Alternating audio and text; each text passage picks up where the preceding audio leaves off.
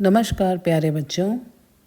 आज हम कक्षा 10 के काव्य खंड की तीसरी कविता आत्मकथ्य, जिसके कवि जयशंकर प्रसाद जी हैं, आपके सामने लेकर आए हैं।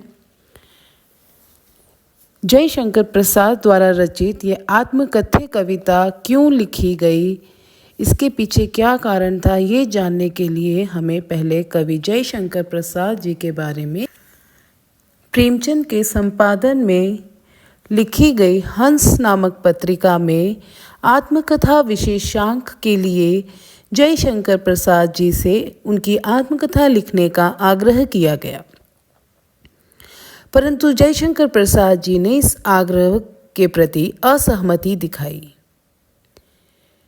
उनका मानना था कि उनके जीवन में ऐसा कुछ घटित नहीं हुआ है या उनका जीवन आम जीवन की तरह रहा है। उन्होंने अपने जीवन में ऐसा कुछ भी हासिल नहीं किया है जिसका कारण उन्हें आत्मकथा लिखनी चाहिए। और उनके अनुसार उनका जीवन अभावों से भरा रहा है जिन्हें उन्होंने स्वयं झेला है। यही कारण था कि इन्होंने आत्मकथा लिखने से मना करते हुए इस कविता की रचना की, जिसका नाम था आत्मकथ्य। इस कविता में उन्होंने बताया कि उनका जीवन की सच्चाइयों को उन्होंने किस प्रकार उजागर कर किया। उनके अनुसार उनका जीवन अभावों से भरा था। लोग अगर वो उन अभावों का, उन स्मृतियों का वर्णन कर भी देंगे तो लोग केवल उसका मजाक उड़ाएंगे। कवि अपनी अधूरी स्मृतियों व भूली हुई बातों को पुनः याद नहीं करना चाहते थे। अतः अंत में वह अपनी आत्मकथा बताने से बेहतर दूसरों की आत्मकथा सुनकर अपनी भोली भाली आत्मकथा को मन में ही रहने देना चाहते हैं। और उसी से प्रकाशित हुई आत्मकथ्य कविता, जिसमें उन्होंने इस कविता में उन्होंने अपने जीवन की दुर्बलताओं के कारण, अभावों के कारण वे आत्मकथा लिखना नहीं चाहते हैं, क्योंकि वे जानते हैं कि अगर अपने जीवन की इन दुर्बलताओं का वर्णन उन्होंने आत्मकथा में किया तो वो केवल मजाक का पात्र बनेंगे। तो इसी के साथ हम कविता का प्रारंभ करते हैं प्रथम काव्यांश के साथ। तो प्रथम काव्यांश में कवि कहते हैं, मधुप गुनगुनाकर कह जाता कौन कहानी यह अपनी, मुरझा कर गिर रही पत्तियां देखो कितनी आज घनी। तो यहाँ मधुप भंवरे को कहा गया है और अनंत नीलिमा से अर्थ है विशाल नीला आकाश। जीवन इतिहास मतलब जीवन की कहानी। व्यंग्य मलिन मतलब गंदा मजाक। व्यंग्य मलिन उपहास अर्थात गंदा मजाक। दुर्बलता अर्थात कमजोरी। तो कवि जयशंकर प्रसाद इन पंक्तियों में कहते हैं, भौरे के माध्यम से अपनी कथा का उल्लेख करते हुए, मधुप यानी भंवरा, भंवरे के माध्यम से कवि अपने कथा का उल्लेख करते हुए कहते हैं कि मन रूपी भंवरा न जाने गुनगुनाकर अपनी कौन सी कहानी कह जाता है। या भंवरा अपने मन को संबोधित करते हुए कह रहे हैं कि मेरा मन रूपी भंवरा जो है न जाने गुनगुनाकर कौन सी कहानी कह जाता है। कवि के जीवन को सुख पहुंचाने वाली जो खुशियां थीं, एक एक करके उसका साथ छोड़कर चली गई हैं। अतः कवि संसार को नश्वर मानते हैं। उनके अनुसार कि उन जो मन जिन कहानियों में खुश रहता था, वो सारी कहानियाँ अब धीरे धीरे, वो सारे सुखद एहसास जो थे वो सब धीरे धीरे खत्म होते जा रहे हैं। उनकी यादें धुंधली होती जा रही हैं। जिस प्रकार सूखा पड़ने पर धीरे धीरे पेड़ों से पत्तियां भी मुरझाकर गिरती चली जाती हैं, वैसे ही कवि के जीवन की जो स्मृतियां हैं धीरे धीरे गिरती चली जा रही हैं, खत्म होती चली जा रही हैं। इस गंभीर अनंत नीलिमा में असंख्य जीवन इतिहास यह लोग करते ही रहते हैं अपना व्यंग्य मलिन उपहास। तो कवि कह रहे हैं कि इस नीले आकाश के नीचे अनेकों लोग हैं जो अपने जीवन का जीवन के बारे में लिखते हैं। अनेक महान पुरुष हैं जिन्होंने अपने जीवन के बारे में लिखा है, जिन्होंने अपने जीवन में कुछ ऐसा हासिल किया है, इतनी उपलब्धियां प्राप्त की हैं और उन्होंने अपने जीवन के बारे में कथाएं लिखी हैं। तो कवि के अनुसार इस विशाल विस्तार वाले साहित्य रूपी आकाश में न जाने कितने महान पुरुषों ने अपने जीवन की कथाएं लिखी हैं और उनकी आत्मकथा पढ़कर ऐसा प्रतीत होता है कि वह स्वयं अपना उपहास कराते हैं। इतने बड़े बड़े महान पुरुषों ने अपने बारे में अपनी आत्मकथा में लिखा है और ऐसे महापुरुषों की आत्मकथा पढ़कर भी लोग उनका उपहास उड़ाते हैं, उनका मजाक उड़ाते हैं। और फिर कवि कहता है, फिर मेरा जीवन तो पहले से ही दुर्बलताओं से भरा हुआ है, अभावों से भरा हुआ है, तो फिर मैं अपनी आत्मकथा लिख करके अपना उपहास क्यों उड़वाऊं, मैं अपना मजाक क्यों उड़वाऊं, जबकि मुझे पता है कि जब इतने महान पुरुषों की लिखी गई आत्मकथा का लोग मजाक उड़ाते हैं तो कवि का जीवन तो पहले से ही बुराइयों और अभावों से भरा हुआ है। ये जानते हुए भी वो अपने जीवन का उपहास उड़वाना नहीं चाहते हैं। कवि कहता है, मेरा यह जीवन अनंत अभावों और बुराइयों से भरा हुआ है। आगे देखें, यह लोग करते ही रहते हैं अपना व्यंग्य मलिन उपहास की। इस प्रकार लोग महापुरुषों की कथाएं सुनकर, आत्मकथा सुनकर, पढ़ करके उनका गंदा मजाक उड़ाते हैं और फिर भी तुम चाहते हो, तब भी कहते हो कह डालूं दुर्बलता अपनी बीती, तुम सुनकर सुख पाओगे देखोगे यह गागर रीति। कवि कहता है कि जब मैं देख रहा हूँ कि इतने बड़े बड़े महापुरुषों से के द्वारा लिखी हुई आत्मकथा का भी लोग मजाक उड़ा रहे हैं, तब भी तुम चाहते हो कि फिर भी तुम चाहते हो कि मैं अपनी आत्मकथा लिखूं, ये जानते हुए कि उसका बाद में मजाक उड़ाया जाएगा। फिर भी मित्रों, तुम मुझसे यह कहते हो कि मेरे जीवन में जो कमियां हैं, जो मेरे साथ घटित हुआ है, उसे मैं सबके सामने कह डालूं। तो कविता में कवि ने जीवन की उस अवस्था का वर्णन किया है जिसमें प्रत्येक व्यक्ति किसी न किसी कारण से दुखी है।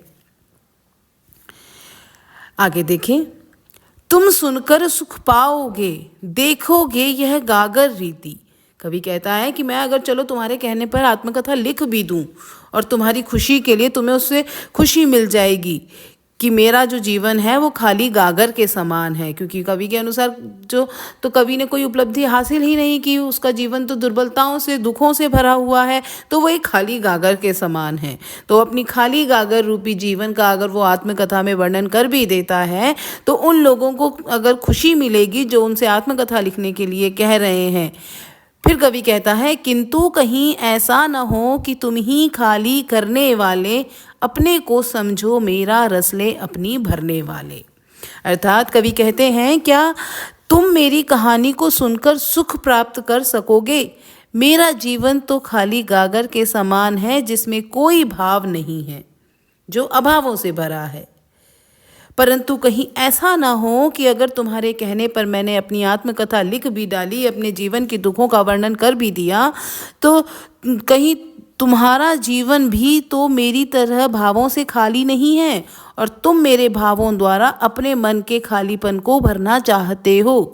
अर्थात ऐसा तो नहीं कि मेरे अभाव भरे खाली जीवन को देखकर तुम सुखी हो जाओ।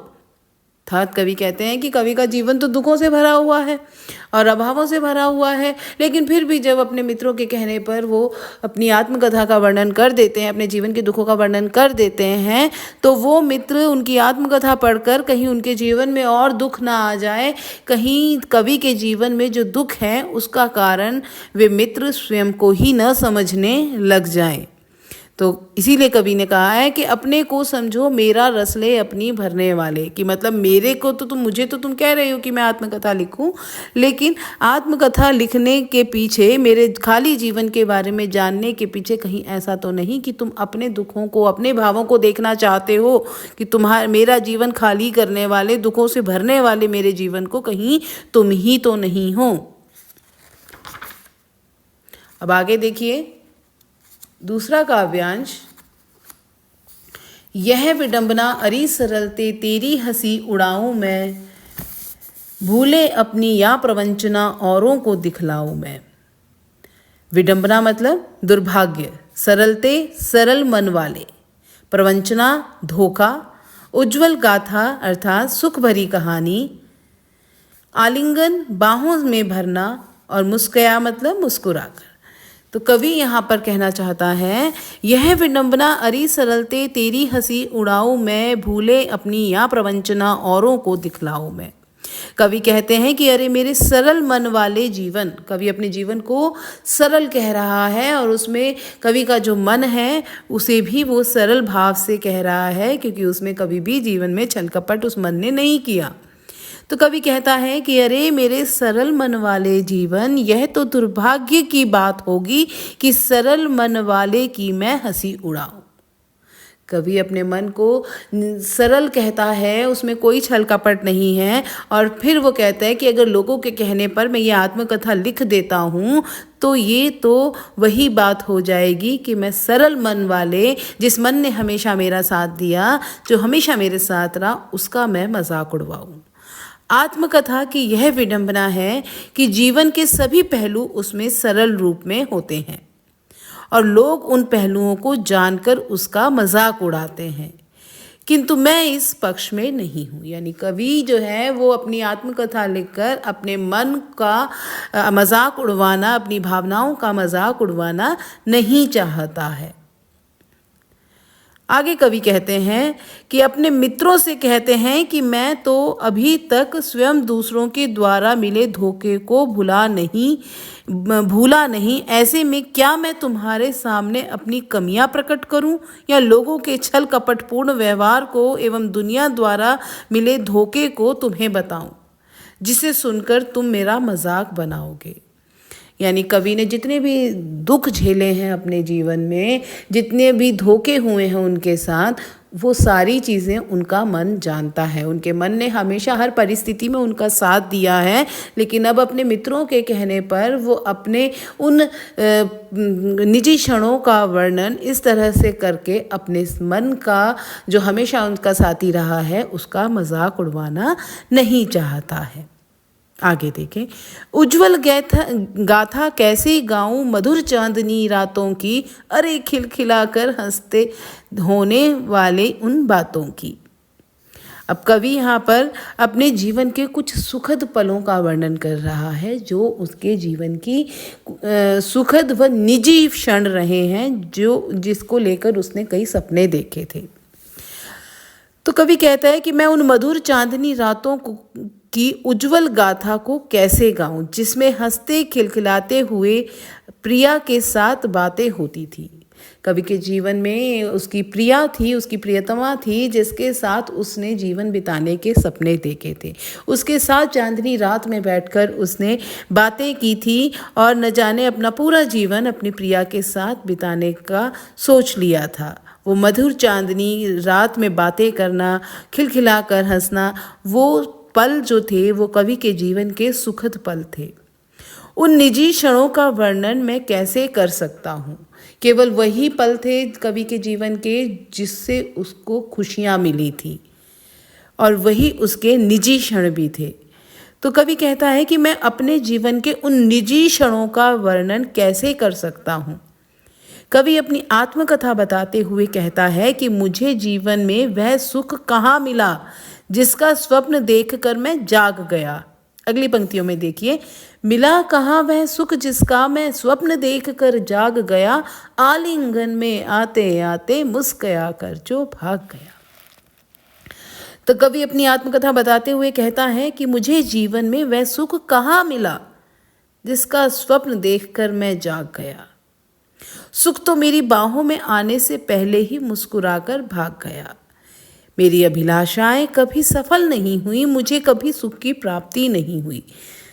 अर्थात क्यों कवि ऐसा कह रहा है? क्योंकि कवि जानता है कि उसके जीवन में कुछ ही सुखद पल आए थे और उसको लेकर उसने बहुत सारे सपने बुन लिए थे, लेकिन उसकी प्रिया जब उसको छोड़कर चली गई तो उसके वो सारे सपने टूट गए। वो सारे सुखद क्षण थे वो पल भर में खत्म हो गए। बस वो सुखद यादें जो हैं अपनी प्रिया के साथ बिताई हुई वही कवि के साथ रह गई। जो भी अभिलाषाएं, जो भी इच्छाएं उसने अपने मन में प्रिया को लेकर के जगाई थी, वो वहीं प्रिया के जाने से खत्म हो गई और वहीं वो एक गहरा दुख कवि के जीवन में दे गई।